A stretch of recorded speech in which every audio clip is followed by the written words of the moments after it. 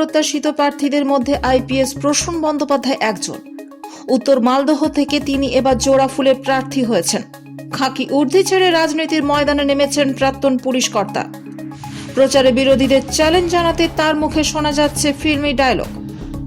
হরিশ্চন্দ্রপুরে school মাঠে বক্তৃতা দিতে উঠে প্রসূনবাবু বললেন, প্যারামিলিটারি যদি ভয় দেখায়, আমার নাম প্রসূন ব্যানার্জি, मैं हूं ना।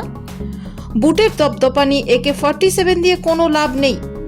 কর্মীদের উদ্দেশ্যে প্রাক্তন আইপিএস বললেন, প্রতিপক্ষকে সম্মান দেবেন, কাউকে কুকথা বলবেন না।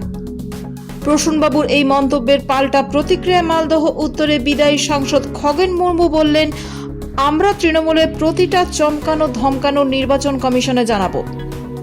মালদহে সিআইডি স্পেশাল সুপারিনটেন্ডেন্ট ছিলেন প্রসূন বন্দ্যোপাধ্যায়।